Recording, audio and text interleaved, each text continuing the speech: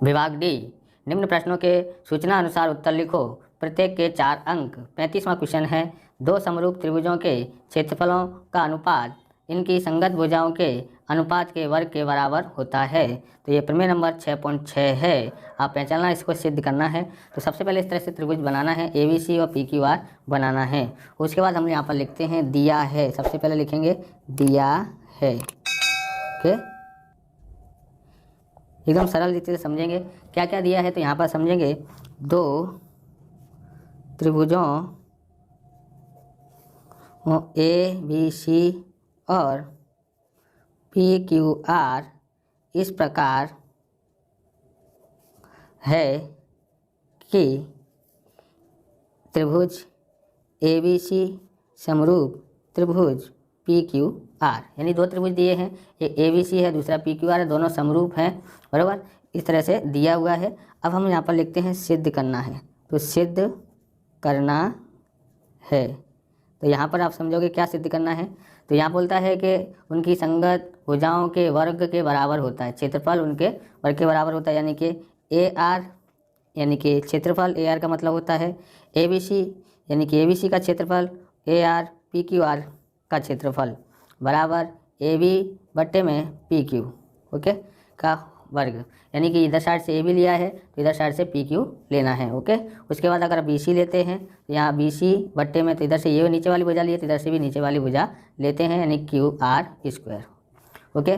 उसके बाद हम क्या करते हैं, ये वाली भुजा लेते हैं जिसका नाम CA अथवा तो AC भी लिख सकते हैं। CA बट्टे में तो ये वाली भुजा लेते हैं RP, यानी आप समझ गए, अगर इधर साइड के लिया है तो इधर साइड की बट्टे में लिखने का है, ये लिया है तो इसके बट्टे में ये लिखने का है, ये लिया है तो इसके बट्टे में ये वाली भुजा लिखनी है। सर क्या हम इनको आगे पीछे कर सकते हैं? हाँ, ये वाला इसकी जगह लिख सकते हैं, इसको यहाँ रख सकते हैं, कहीं भी रख सकते हैं, लेकिन किसके नीचे कौन आता है वो ध्यान में रखना। अगर ये लिया है तो इसके नीचे यही लिखना है। तो अब इस तरह से कर लिया है।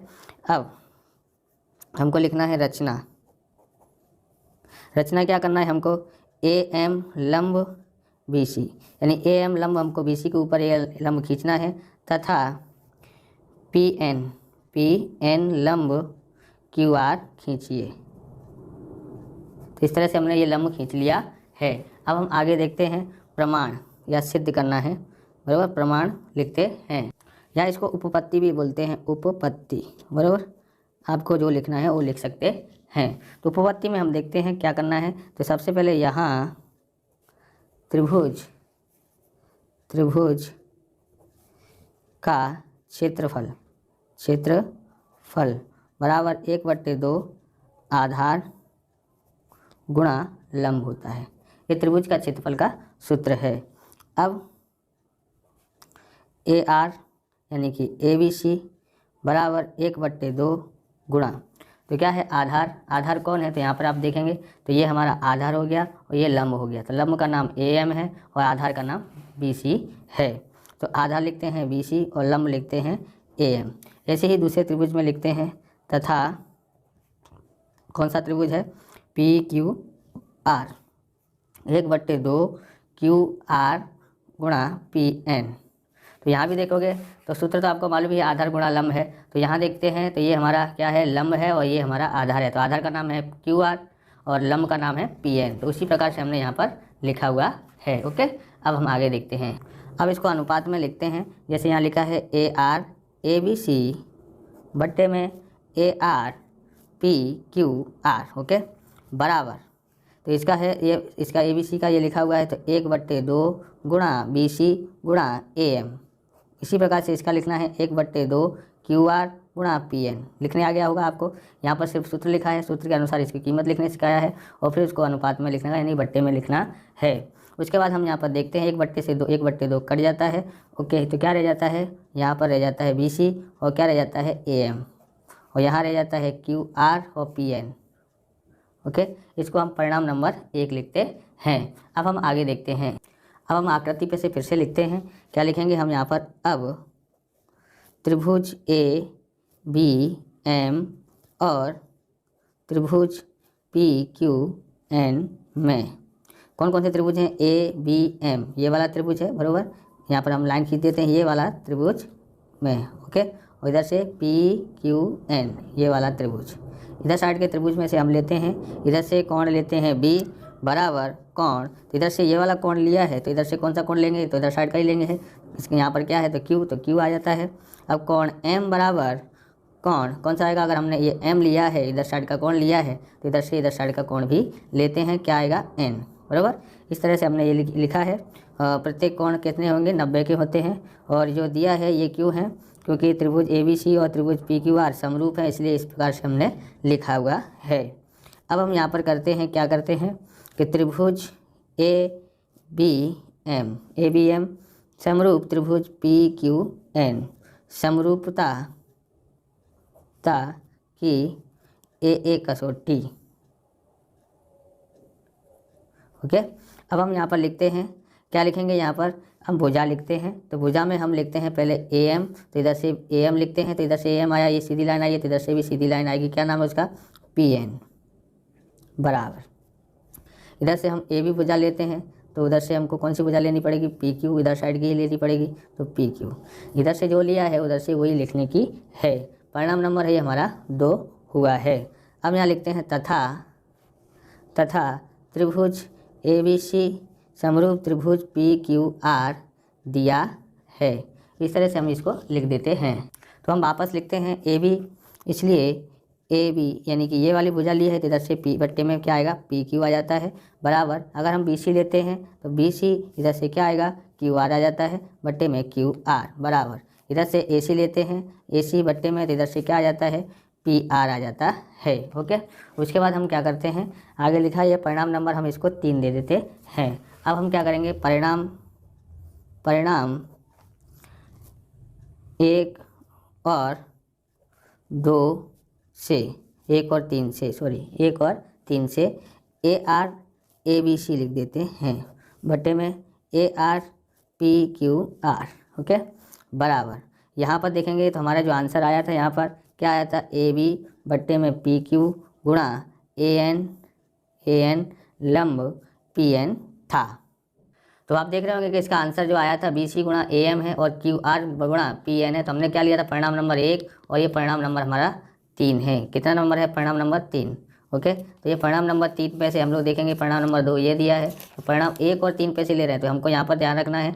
तो 3 में क्या दिया है कि BC बट्टे में QR बराबर क्या हो सकता है, AB बट्टे PQ हो सकता है, और AC बट्टे PR हो सकता है। तो हमने क्या लिया, ABC बट्टे QR की जगह पर हमने क्या लिया है, AB बट्टे PQ लिया है यहाँ पर। ओके, और कुछ परिवर्तन नहीं किया, सेम टू सेम इसका आंसर यहाँ लिखा है। BC बट्टे QR की जगह पर AB बट्टे क्या लिया है, PQ लिया है। क्यों लिया है, क्योंकि AB बट्टे PQ बराबर BC बट्टे QR होता है। अब आप एक बार है ना परिणाम नंबर 2 पे ध्यान देंगे, AM बट्टे में PN बराबर क्या होता है, AB बट्टे में PQ होता है।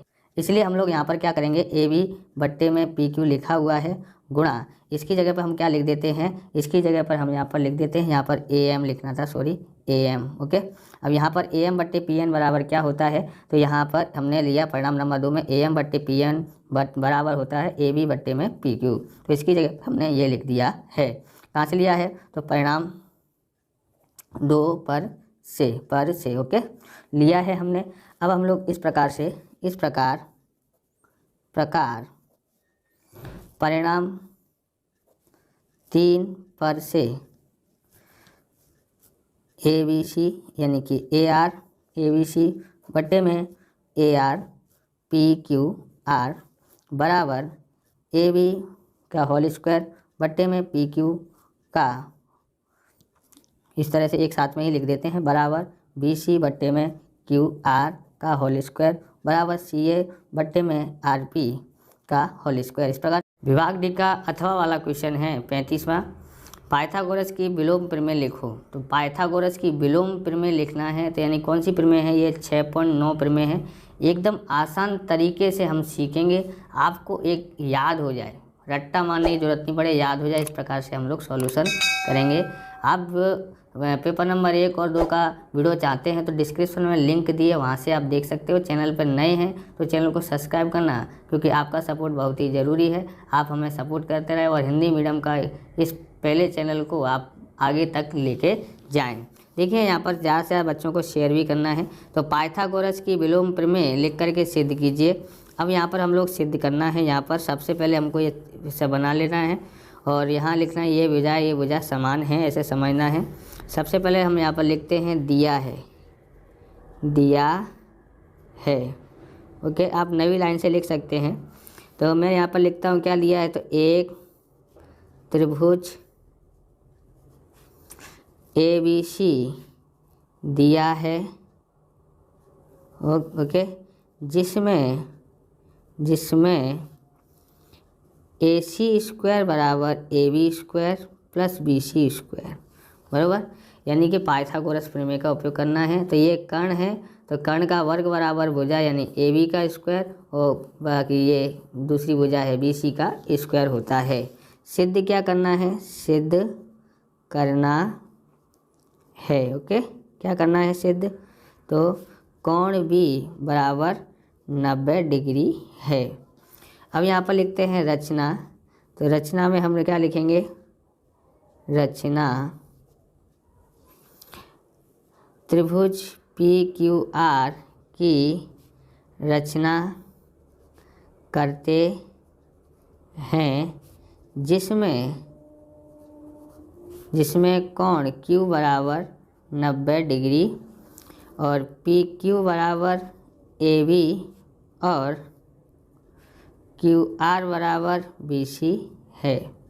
यहाँ पर बताना है कि त्रिभुज PQR की रचना करना है जिसमें कोण Q बराबर, यानी यहाँ पर कितना होता है 90 डिग्री का होता है, और PQ यानी ये PQ बराबर, ये दोनों भुजाएं कैसी होती हैं, समान, और QR मतलब ये वाली भुजा और ये वाली भुजाएं समान होती हैं।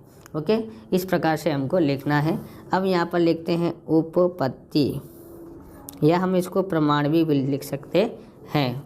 तो हम त्रिभुज PQR में कोण Q क्या है, समकोण है। हमने यहाँ पर बात चर्चा कर ली है कि ये कोण कैसा है, समकोण है। अब हम लोग इसमें पाइथागोरस का उपयोग करते हैं। तो पाइथागोरस प्रमेय अनुसार, पाइथागोरस प्रमेय के अनुसार हम यहाँ देखते हैं तो हमारे पास आ जाता है, यानी कि पाइथागोरस का प्रमेय क्या है कि कर्ण का वर्ग बराबर भुजा का वर्ग प्लस भुजा का वर्ग, यानी कि लंब का वर्ग प्लस आधार का वर्ग, इस तरह से लिखते हैं। तो यहाँ पर कर्ण है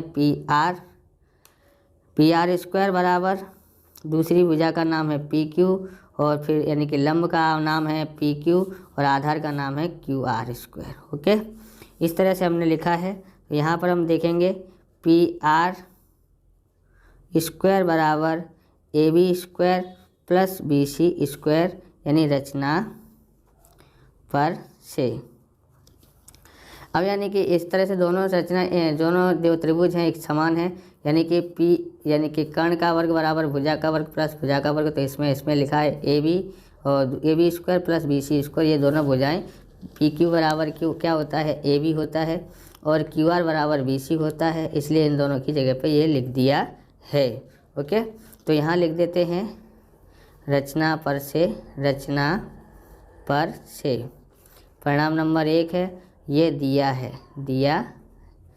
ओके, परिणाम नंबर 2। इसी प्रकार से हम यहाँ पर लिखते हैं कि AC बराबर PR, कहाँ से, 1 और 2 पर से।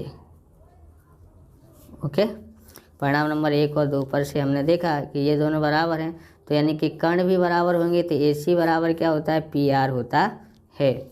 उसके बाद हम लोग यहाँ पर अब त्रिभुज ABC और त्रिभुज PQR में दोनों की तुलना करते हैं। तो अब यहाँ पर देखोगे तो AB बराबर क्या हो सकता है, PR, इसी तरह से BC बराबर क्या होता है, BC बराबर QR, और इसी प्रकार से AB बराबर हुआ PQ, और AC बराबर होता है, क्या होता है AC बराबर, तो PR होता है, BC बराबर होता है QR। हम इसको क्रम में लिख देते हैं कि AB बराबर क्या होता है, यानी कि आकृति पे से हम देख रहे हैं तो PQ होता है, और BC बराबर हमारे पास क्या होता है, तो BC बराबर हमारे पास QR होता है, और AC बराबर हमारे पास PR होता है।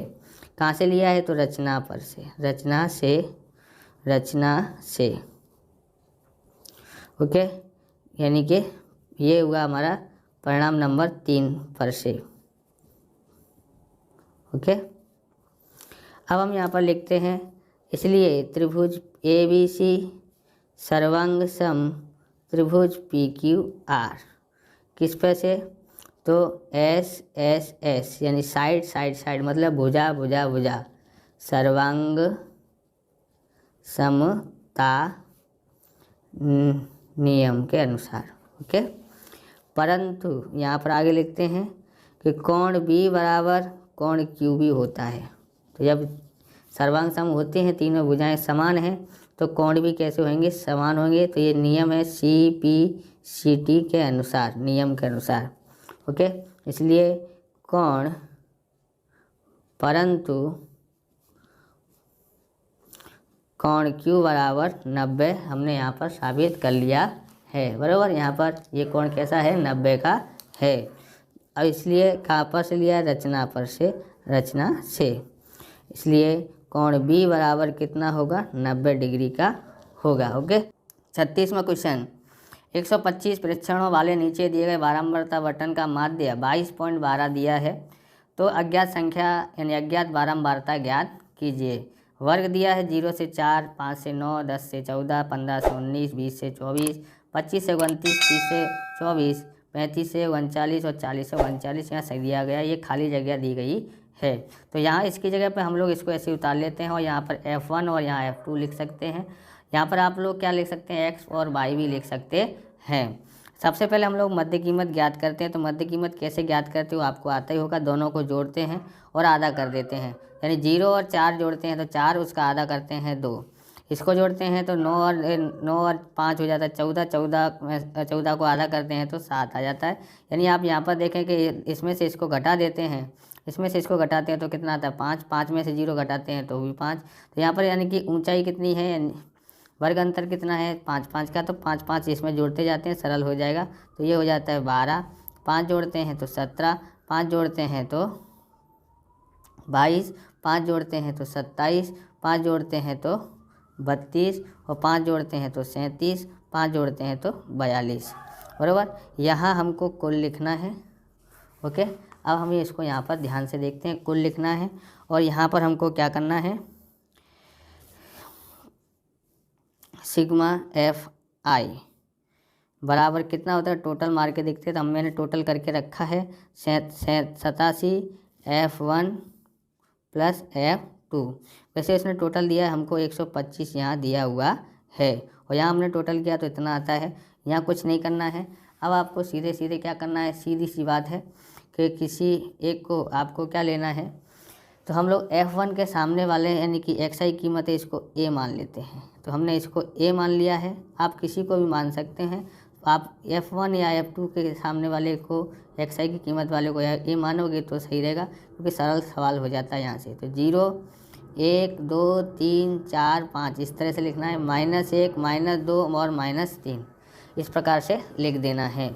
इसका भी टोटल नहीं करना है, आपस में गुणा करते हैं, इसको FI बोलते हैं और ये हमारा UI है। तो FI UI का ज्ञात करना है। तो 3 × 3 कितना होता है, 9, 8 दूनी 16, 12 एकन 12 और F1 × 0 यानी 0, 35 एकन 35, 21 दूनी 42 और यहाँ F2 का गुणा 3 से करते हैं। तो इसको साइड में लिखना है, ये जुड़ जाता है।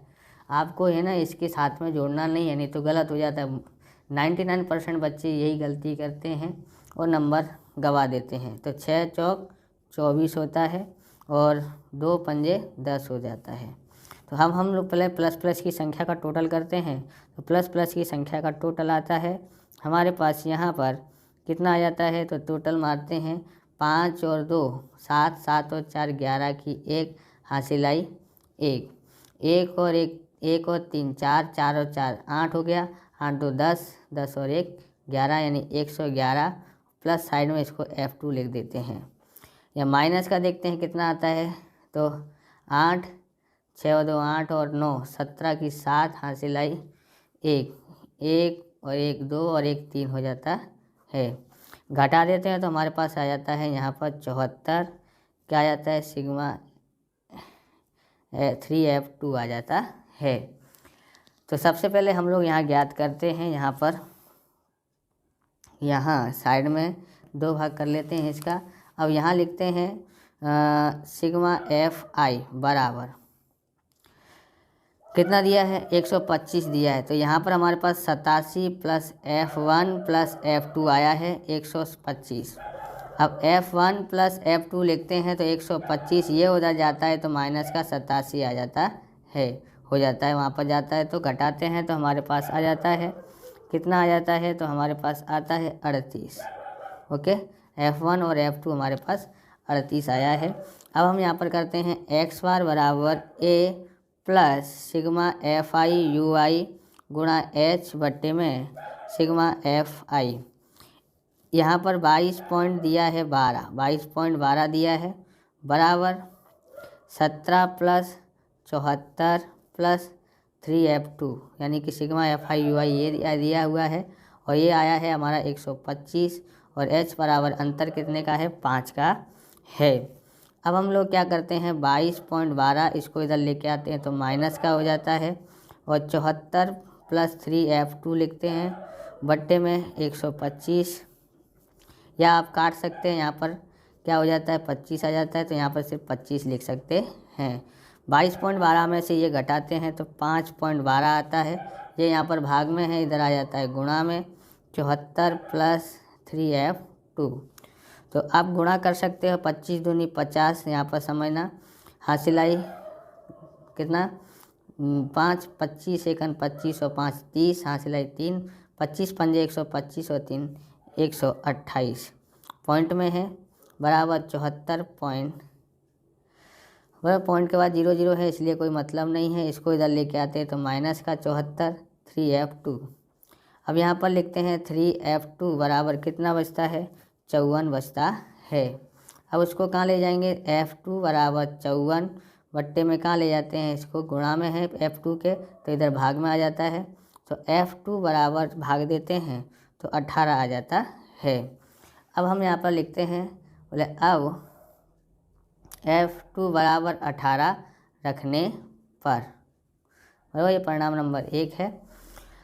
इसमें हम लोग F1 हमको ज्ञात करना है, F2 बराबर कितना है 18 बराबर 38। ओके, तो F1 बराबर 38 ये उधर जाता है तो माइनस का हो जाता है, F1 बराबर कितना आ जाता है तो 20 आ जाता है। प्रश्न नंबर 37 है, एक त्रिभुज ABC के समरूप एक त्रिभुज की रचना कीजिए जिसकी भुजाएं दिए गए त्रिभुज के संगत भुजाओं की 3/4 हों, रचना के चरण लिखो। तो सबसे पहले हम लोग क्या बनाते हैं, यहाँ बोला है कि त्रिभुज ABC के समरूप एक त्रिभुज दूसरा त्रिभुज बनाना है। तो हम लोग पहले क्या कर लेते हैं, एक त्रिभुज बना लेते हैं। सबसे पहले यहाँ पर एक त्रिभुज बना लेते हैं और यहाँ हम इस प्रकार से बगैर किसी माप के हम लोग यहाँ बनाते हैं। ओके, कोई माप लेना नहीं है। इस प्रकार से हमने ये त्रिभुज बना दिया है। इसका नाम हम लिख देते हैं A, B और C। इस प्रकार से ये त्रिभुज बना दिया है। उसके बाद हमको क्या करना है कि हमको मुद्दा भी लिखना है। तो बोले ए त्रिभुज ABC की रचना की।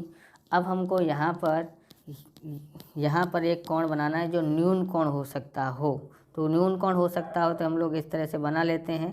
तो यहाँ पर कितना कर लेते हैं हम लोग, यहाँ पर 4 कर, बट्टे में कितना लिखा है वो देखने का, तो 4 लिखा है तो हम लोग यहाँ पर 4 जितना भाग करेंगे। इस तरह से हम लोग यहाँ पर BX यानी X यहाँ लिख देते हैं, BX की वो किया है, रचना की है। अब आपको ध्यान से यहाँ समझना है क्या करना है। जैसे 4 बिंदु बनाना है, जैसे मन चाहे जितना त्रिज्या ले सकते हैं, अनुकूल त्रिज्या लेके चाप लगाना है, B को केंद्र मान करके चाप लगाया। अब इस यहाँ पर रखना है, बराबर किस जगह पर रखा है, इस जगह पर रखा है। और यहाँ पर रखने के बाद एक और चाप लगाना है। तो हमने एक और चाप लगाया, कहाँ गया, दूसरा हो गया। अब यहाँ पर फिर से लगाना है, तो ये हो गया हमारा चाप, फिर से लगाना है यहाँ से। तो 4 बार लगाना है क्योंकि बट्टे में 4 दिया हुआ था। इनका नाम दे देते हैं हम लोग एक एक करके। यहाँ लिख देते हैं B1, यहाँ लिख देते हैं B2, फिर यहाँ लिख देते हैं B3 और यहाँ लिख देते हैं B4। तो इस प्रकार से हम लोग इसको B4 और इसको C को मिला देते हैं, B4 और C को मिलाते हैं। तो हमने इस तरह से इसको मिला दिया है। आप इस तरह के वीडियो देखना चाहते हो डिस्क्रिप्शन में लिंक दिए, वहाँ से आप देख सकते हैं। चैनल पर नए चैनल को सपोर्ट कर सकते हैं। हिंदी मीडियम का एकमात्र चैनल है जो गाला असाइनमेंट का सॉल्यूशन करा रहा है। तो आप ज़रूर सपोर्ट करें और शेयर करें, जहाँ से आप विद्यार्थी को पता चले कि हिंदी मीडियम में भी कोई समझा रहा है। बराबर, लाइक ज़रूर करें, सब्सक्राइब करें। चलिए देखते हैं आगे कैसा करना है। तो हमने क्या किया है, इसके बाद अब हमने ये बना दिया है। अब एक त्रिभुज की रचना करेंगे तो ध्यान से समझना है। इसको मिलाया है हम लोग, क्या कर रहे हैं 3, यानी 3 पे रख करके एक और यहाँ ऐसे इसके समांतर बनाना है। तो हमको क्या करना है, सबसे पहले हमको इसको इस तरह से यहाँ पर एक अनुकूल त्रिज्या लेकर के गोल चाप लगा देना है। ओके, B4 पर से रख करके लगा दिया। ऐसे ही B3 से भी ऐसे ही चाप लगाना है, B3 पर से रख करके ध्यान से। और आप बड़ा भी कर सकते हैं, मैंने छोटा किया है तो छोटे में फाता नहीं, इसलिए आप बड़ा कर सकते हैं। अब हमको क्या करना है कि इसकी त्रिज्या लेने की है। इसका जो कोण है ना, एक यहाँ पर रख करके यहाँ पर चेक करना है कितना चौड़ा है। तो हम लोग यहाँ पर रखा है, एक देखो यहाँ पर रखा हमने। ओके, तो कहाँ तक लाना है, हमको यहाँ तक लेके आना है। तो हम देखते हैं, चेक करो आ गया ना यहाँ पर। तो इतना सा हमको रखना है। तो इसको हमको यहाँ से रखना है, यहाँ से देखो B3 को यहाँ से काटा था ना, यहाँ से यहाँ तक आया। तो इस लाइन को यानी BX किरण को जहाँ काट रही है वहाँ पर रखना है और ऐसे चाप लगा देना है। बराबर, चाप लगाना है। लगा दिया आपने, चाप दिखाई दे रहा है ना, लगाया है। इस तरह से हमने यहाँ पर चाप लगाया है। अब हमको B बिंदु और इस बिंदु से लेके एक किरण खींचनी है। इस तरह से हमने खींच दिया। ओके, खींच दिया है। अब हमारे पास ये बन गया है। तो इसके समांतर आ गई, अब इसके समांतर भी खींचनी है। तो आप क्या करेंगे, तो फाता नहीं, थोड़ा बड़ा रख लेने का है, आराम से, आपको तकलीफ ना हो। बराबर, इस तरह से ऐसे चाप लगा दी। कहाँ से रखा है, C से। इसी तरह से हम लोग क्या कर लेते हैं, C पूरक नाम देते हैं। इससे ही जैसे उतना ही चाप लिया है, देखो यहाँ से इतना ही चाप लेके इसको भी करो। बराबर, क्योंकि यहाँ पर छोटा करते हैं तो जल्दी फाता नहीं, बड़ा करोगे तो सही रहता है। अब हम लोग ने क्या किया, यहाँ से C पूरक से भी चाप लगाया है। अब इस कोण को माप लो कितना है, बड़ा है तो इसको छोटा करके ऐसे रखो, इस तरह से छोटा है। बराबर, अब आया सही जगह पर। ओके, इस तरह से हमको माप लेना है। इसी को यहाँ से रख करके एक चाप लगा देना है। अब ये बिंदु और ये बिंदु से मिलाते हुए ले जाना है।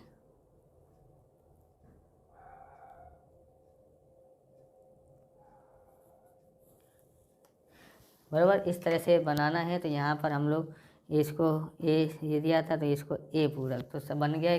अब इसके मुद्दे देख लेते हैं। तो रचना के मुद्दे हैं, रचना के चरण हैं। नंबर 1, BC के शीर्ष A की दूसरी ओर न्यून कोण बनाती हुई किरण BX खींचिए। दूसरा है BX पर 4 बिंदु B1, B2, B3 और B4 इस प्रकार से अंकित कीजिए कि B1 B2 बराबर B2, B3 बराबर B3, B4 हो। तीसरा है B4C मिलाइए और B3 से होकर के जाने वाली B4C के समांतर एक रेखा BC को C पूरक पर प्रतिच्छेद करती हुई खींचिए।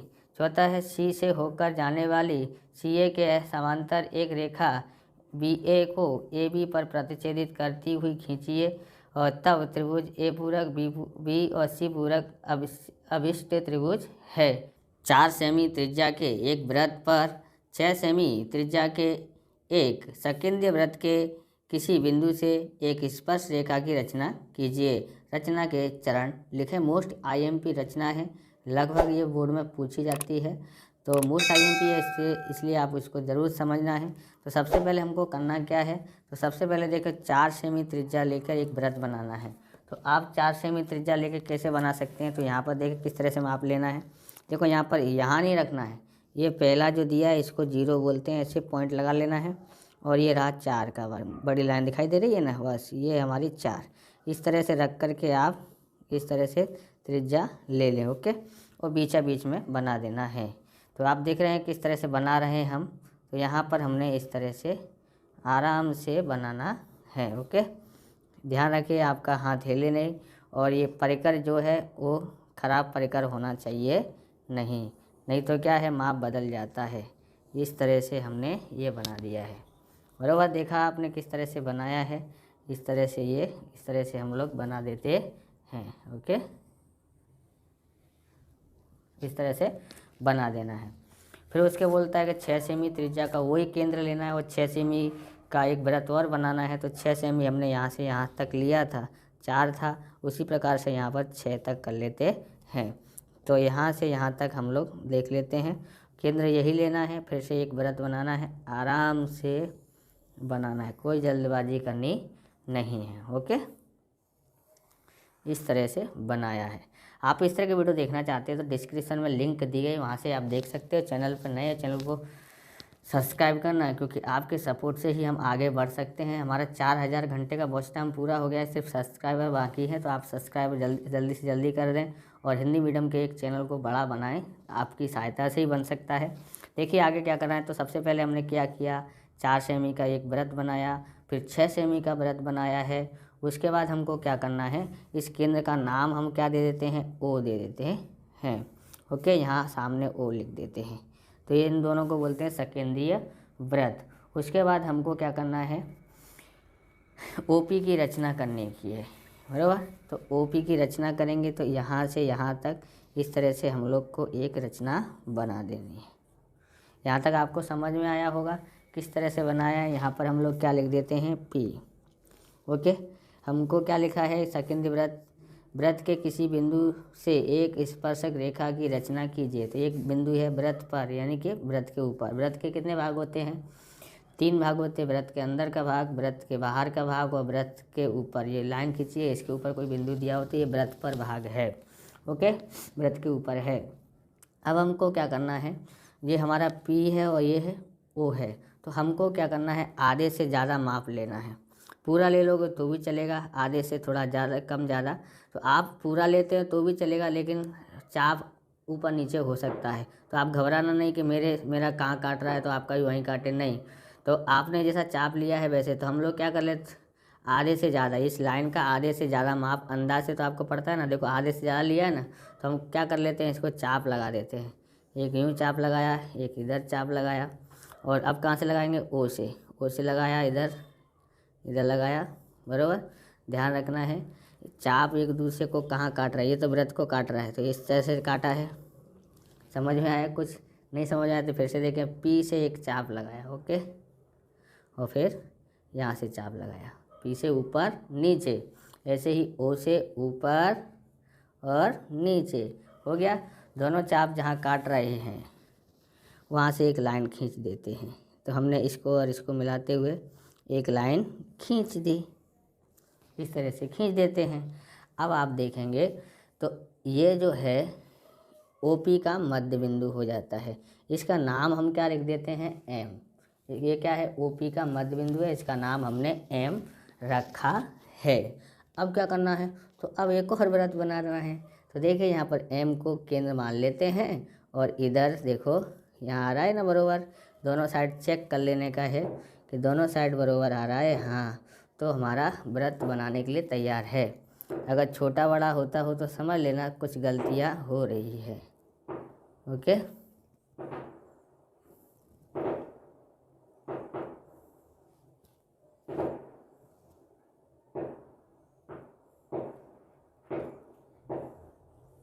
तो हम यहाँ पर एक वृत्त बनाते हैं।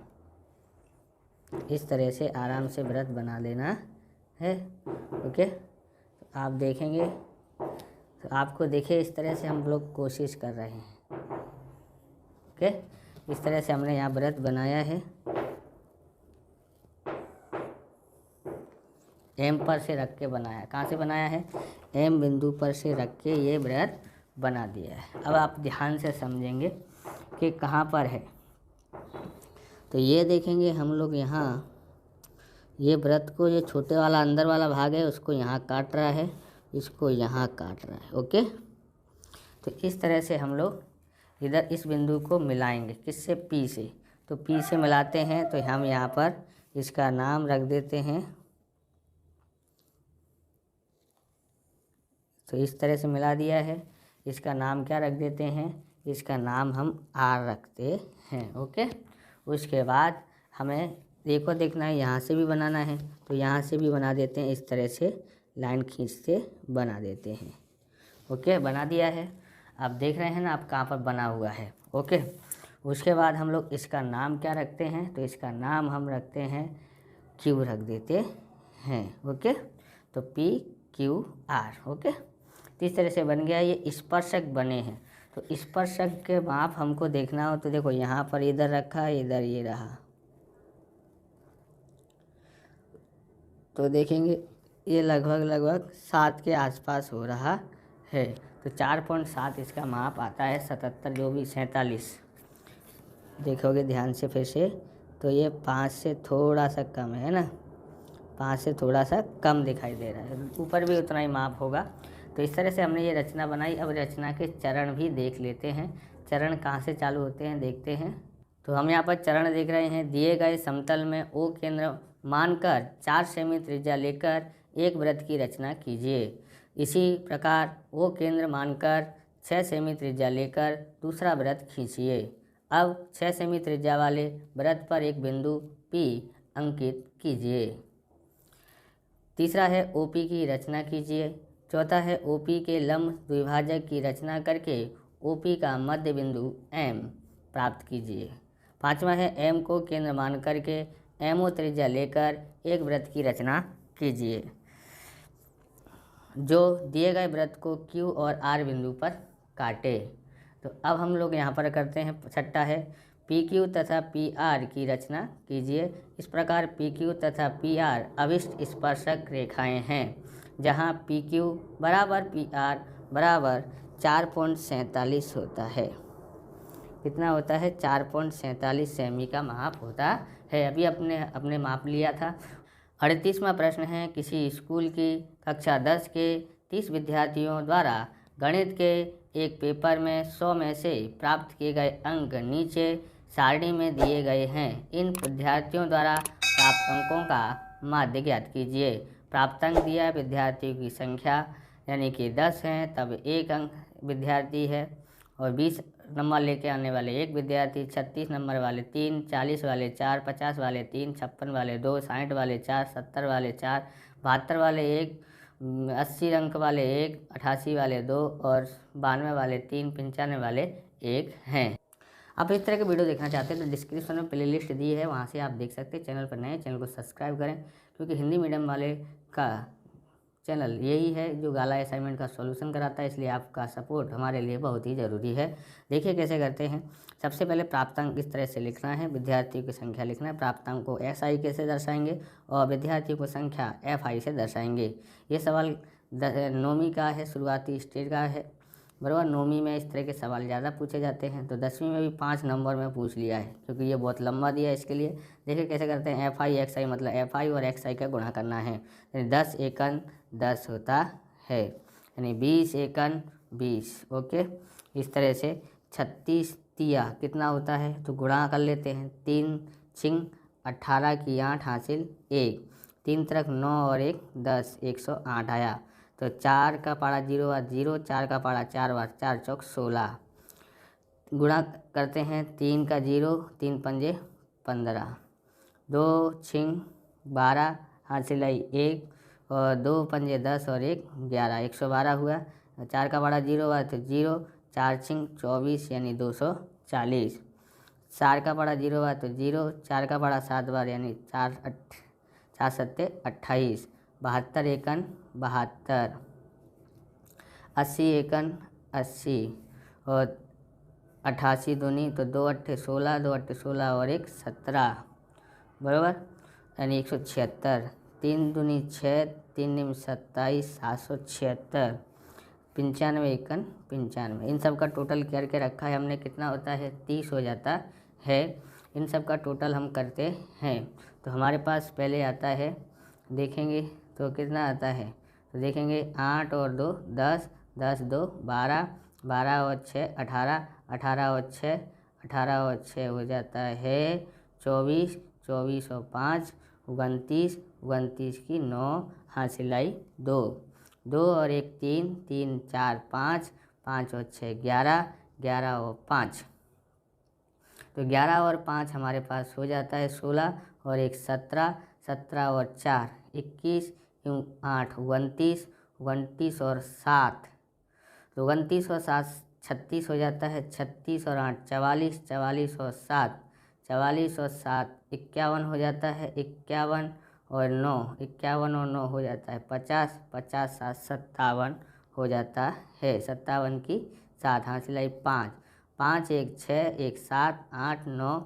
10 11 12 13 14 15 16, 16 और एक हासिल थी, कितना हुआ 17।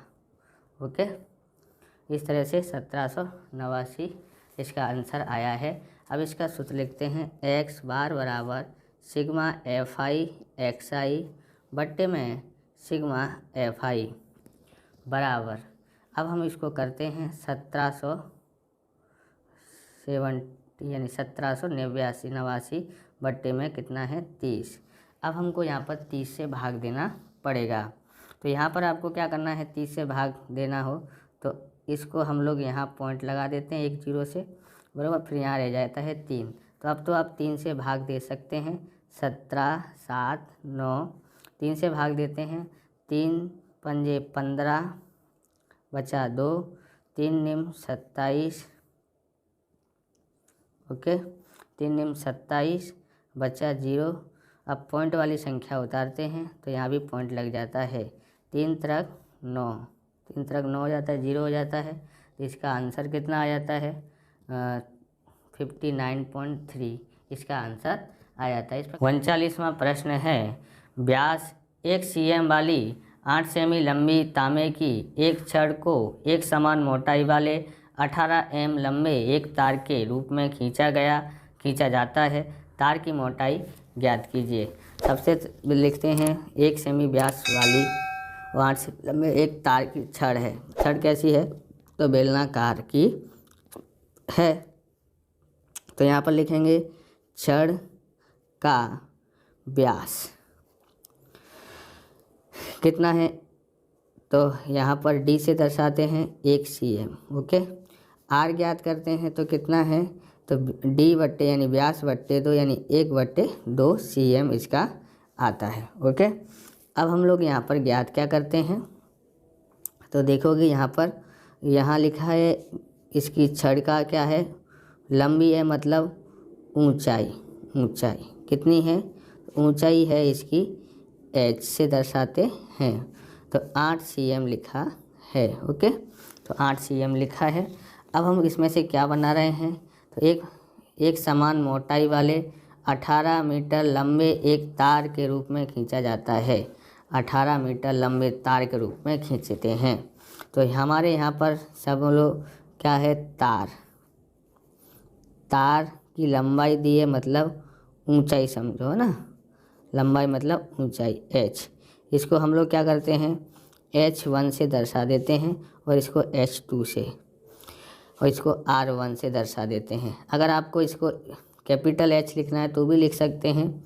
तो यहाँ पर तार की ऊंचाई कितनी है, तो तार की ऊंचाई यहाँ पर 18 मीटर है, तो यहाँ पर ये बाकी का सेंटीमीटर में दिया है, ये मीटर में दिया है, तो इसको सेंटीमीटर में बदलते हैं, कितना होता है 100 सेंटीमीटर होता है 1 मीटर बराबर, तो 100 का गुणा करते हैं तो 1800 सेंटीमीटर इसकी लंबाई या ऊंचाई है, ओके।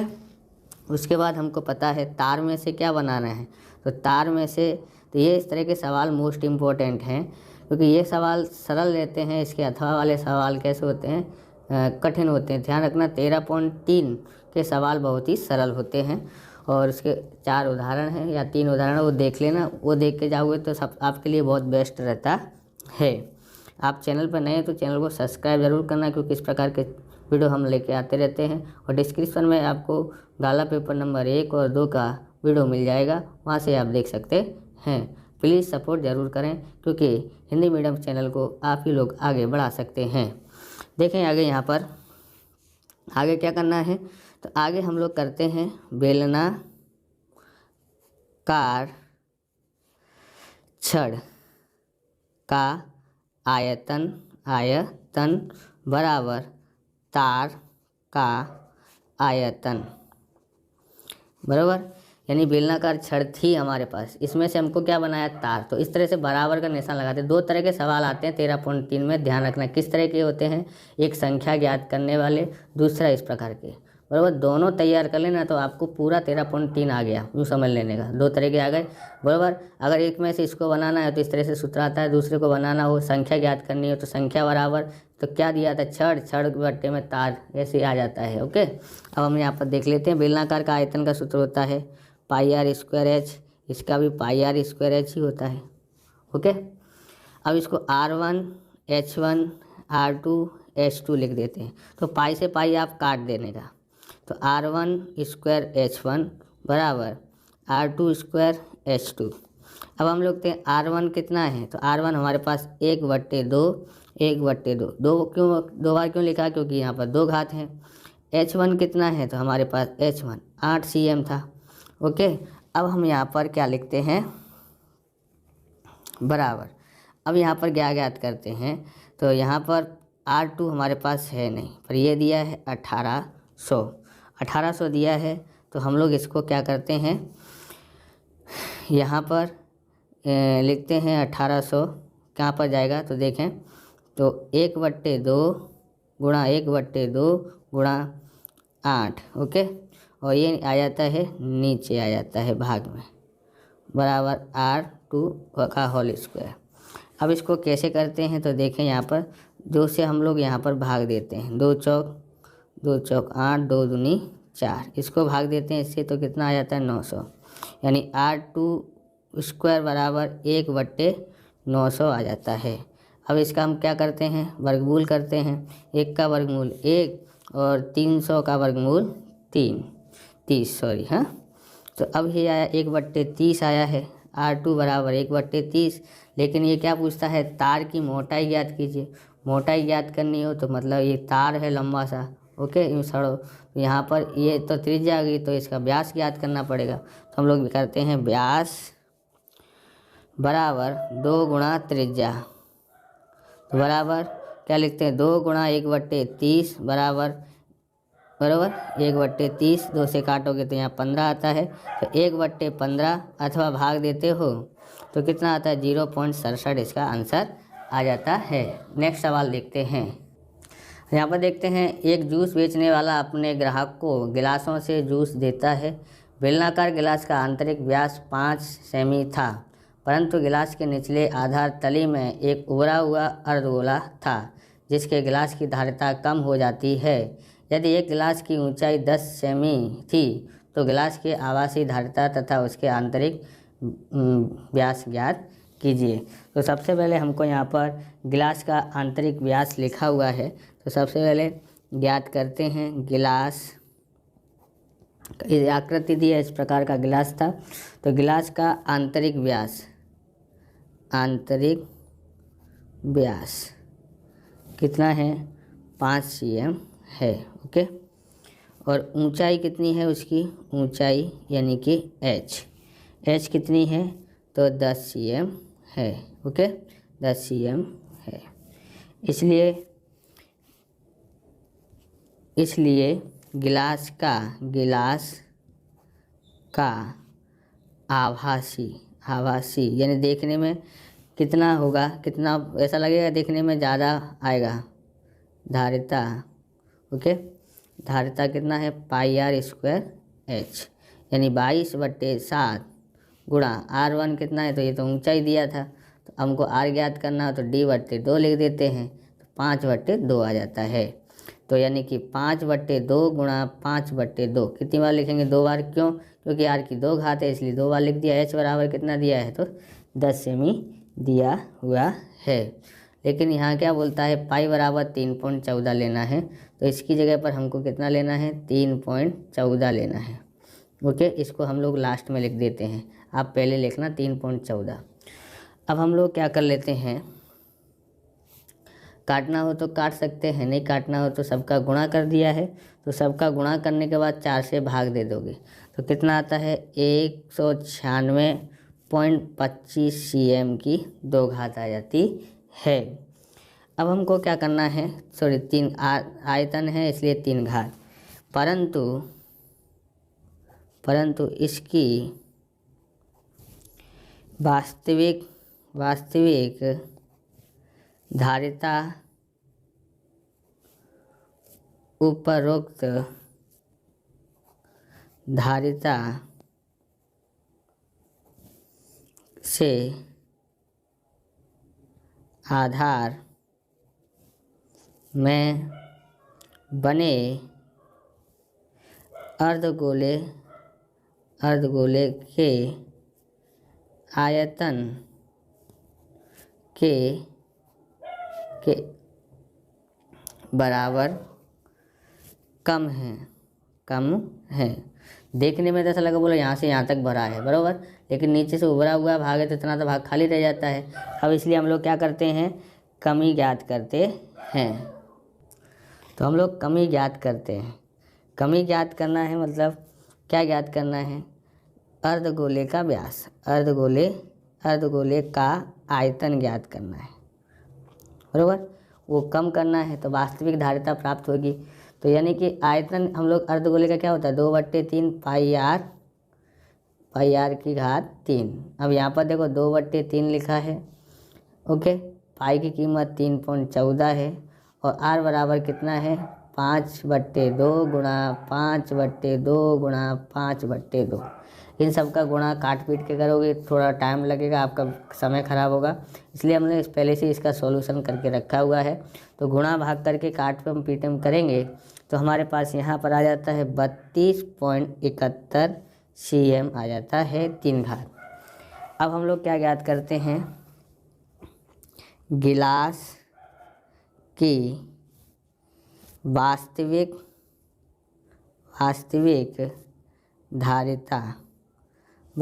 धारिता बराबर आभासी धारिता माइनस अर्धगोले का आयतन, ओके। तो आभासी धारिता कितनी है तो 196.25 cm की घात 3 थी, माइनस ये है 32.71 cm की घात 3। तो हम लोग इसमें से इसको घटाते हैं तो 163.54 cm की 3 घात इसका आंसर आ जाता है।